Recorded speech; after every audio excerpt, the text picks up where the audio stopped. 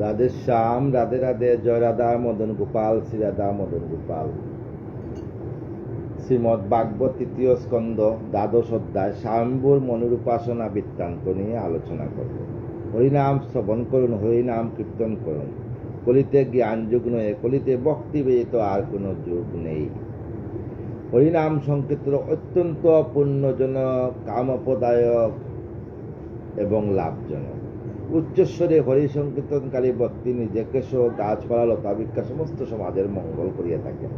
হরিনাম করবেন। রাধে কৃষ্ণ কৃষ্ণ কৃষ্ণ রাধে রাধে, রাধে শ্যাম শ্যাম শ্যাম রাধে রাধে, রাধে কৃষ্ণ কৃষ্ণ কৃষ্ণ রাধে রাধে, রাধে শ্যাম শ্যাম শ্যাম রাধে রাধে, রাধে কৃষ্ণ কৃষ্ণ কৃষ্ণ রাধে রাধে, রাধে শ্যাম শ্যাম শ্যাম রাধে রাধে। জয় রাধে জয় রাধে জয় রাধে জয় রাধে, তপ্ত কাঞ্চন গৌরাঙ্গিনী রাধে বৃন্দাবনেশ্বরী, বিশ্ববানুসুতাঙ্গে প্রণমামি হরিপ্রিয়। শ্রীমদ্ ভাগবত দ্বাদশ অধ্যায় তৃতীয় স্কন্ধ স্বয়ম্ভুর মনুর উপাসনা বৃত্তান্ত। সুত কয়ে শুন শুন মুনির নন্দন, ভাগবত কথামিত সুখের বচন। ভাগবত হইল সুখের বচন। সুখ কয়ে সম্বুধিয়া পাণ্ডু নিপমণি, মিত্র কাহিনী তুমি শুনো এ সম্পত্তি। সুখদেব পরীক্ষিতকে বললেন যে উদ্ধব আর বিদুরের যে কাহিনী, সেই কাহিনী তুমি শুনো মন দিয়ে।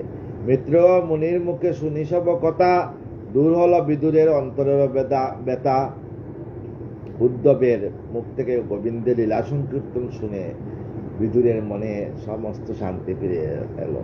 পরম পবিত্র কথা শুনি মহাভাগ, বাসুদেব প্রতি তার জাগে অনুরাগ। এই কথা শুনে বাসুদেবের কথা, অনাদিরাদি গোবিন্দের কথা তার হৃদয় সিংহাসনে ডাকলো বিদুরের।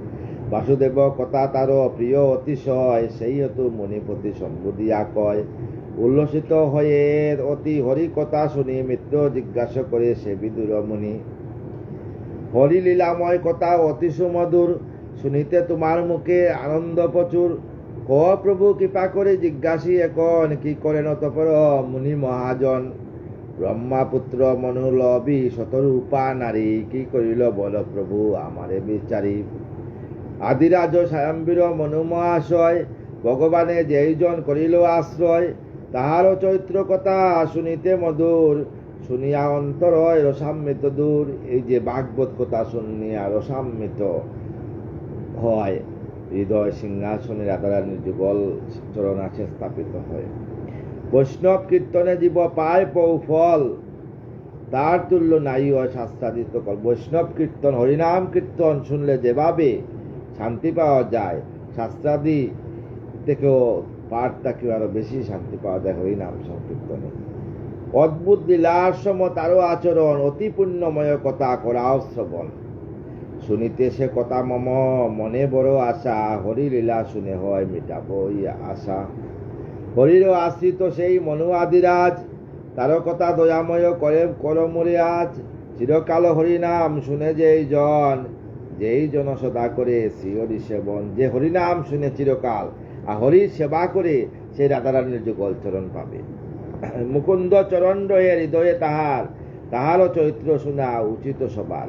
এতক কইয়া তবে প্রশ্নেরও আবাস, রাজাপতি সুখদেব করেন প্রকাশ। শুন পাণ্ডু বংশধর হয়ে অবহিত, মনুজন্ম কর্মকথা মিত্রেয় কথিত। বিষ্ণু চরণ পদ্ম মকরন্দ পানে, বিদুর চিত্তর অলি মত্ত সর্বক্ষণে। তার মুখ বিনিস্তৃত প্রশ্নাবলী শুনি, রোমাঞ্চিত হইলেন মিত্রেয় আপনি। একে বিষ্ণু পদে মন সতত তাহার, বিষ্ণু কথাময় প্রশ্ন তাহাতে আবার। হেন প্রশ্ন শুনি তবে বিত্রেয় সুজন, কইলেন মৃদুভাবে মনুবিবরণ। সম্বুধি বিদুরে দিরি কহেন তখন, শুনবাচা হরিকথা স্থির করি মন। স্বয়ম্ভুর মনুর শিবার্যাসনে, জন্মলাভ করে যবে আনন্দিত মনে। ব্রহ্মারে প্রণাম করে ভক্তি বরে অতি, কইলেন যুক্ত করে প্রজাপতি পতি। মনু কন ভগবান কি কইব আর, সর্বভূত জন্মজাতা তুমি সারাচ্ছার। ভূতগণ ক্রিয়াযত তোমার ভিতর, তুমি সবার শ্রেষ্ঠ সর্বত্র গোচর। আমরা তোমার প্রজা তোমারও সন্তান, কেমনে সেবিব কর উপদেশ দান। তুমি স্তবনীয় দন করি নমস্কার, তুমি ছাড়া মঙ্গল নাই করিলে বিচার। ও প্রভু কৃপা করি কোন কর্ম দিয়া, তোমার শুশ্রূষা করি জুড়াই বহিয়া।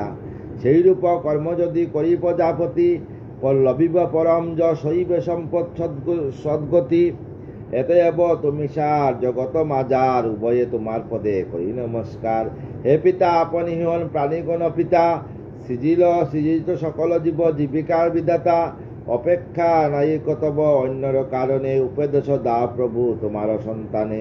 শক্তিসাধ্য কর্ম মাঝে কি কাজ করিলে, পরেতে সঙ্গতি পায় যশ ইহকালে। তোমার প্রকৃত সেবা কিসে বল হয়, আমারে বিধান দাও পিতা মহাশয়। এতক স্তম্ভন শুনি ব্রহ্মা গুণমণি, তুষিবারে মনোবর কয়েন আপনি। তুমি কীর্তিশ্বর পুত্র আমার হইলে, মহিষী সহিত স্তবে আমারে তুষিলে।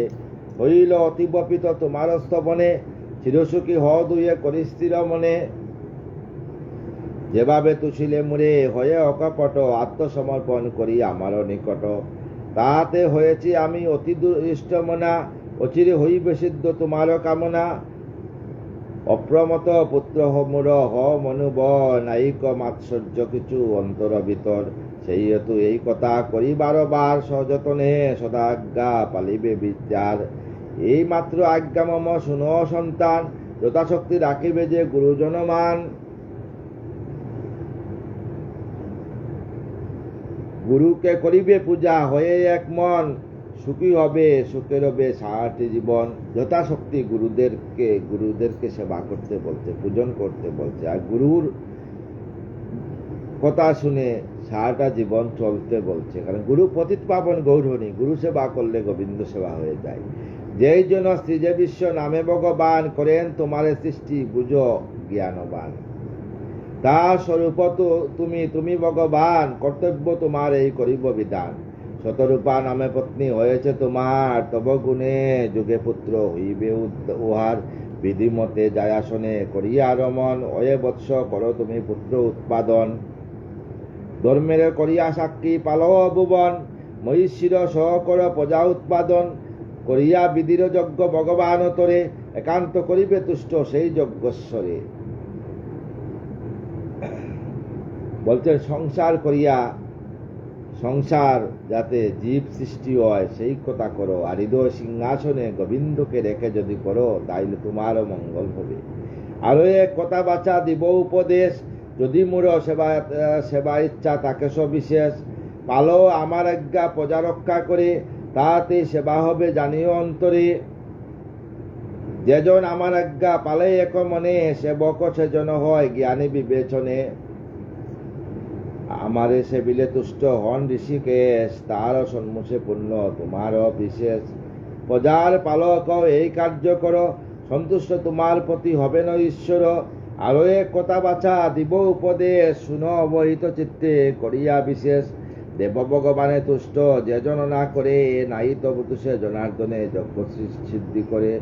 সকলে তাহার ব্যর্থ জানিবে নিশ্চয়, প্রভু তুষ্ট না হইলে আত্মা তো দোষী হয়।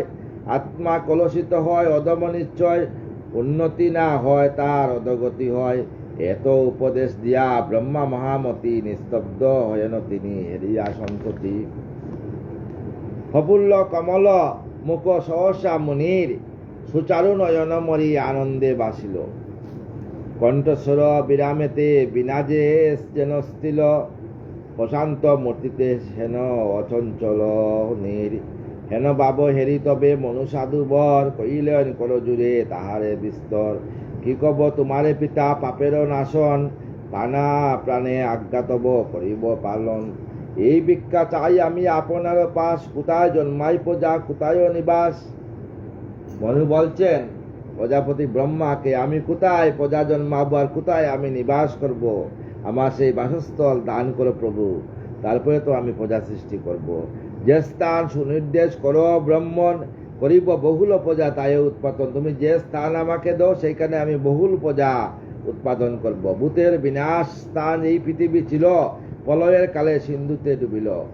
এই পৃথিবী ভূতের বিনাশ ছিল আর প্রলয়ের কালে ডুবে গেল, আবার উদ্ধার হয়ে গেল। কিন্তু আমি তো চতুর্দিকে জল, স্থল পাচ্ছি না, এমন স্থল গ্রাম আমাকে দান করো যেখানে গিয়ে আমি হরিময় হইয়া প্রজা সৃষ্টি করতে পারি।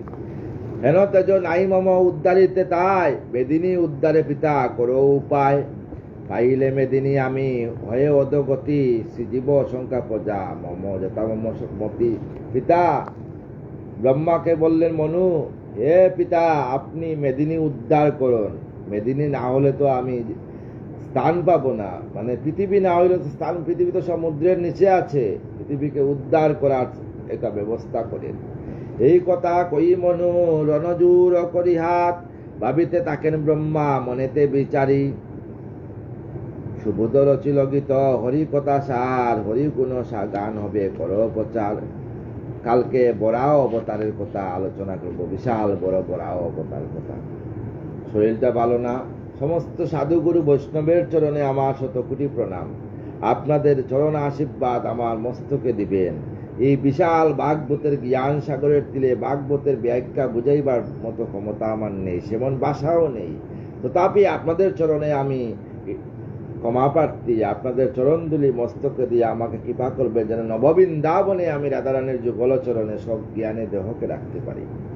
রাধে কৃষ্ণ কৃষ্ণ কৃষ্ণ রাধে রাধে, রাধে শ্যাম শ্যাম শ্যাম রাধে রাধে। রাধে কৃষ্ণ কৃষ্ণ কৃষ্ণ রাধে রাধে, রাধে শ্যাম শ্যাম শ্যাম রাধে রাধে। জয় রাধে জয় রাধে জয় রাধে জয় রাধে।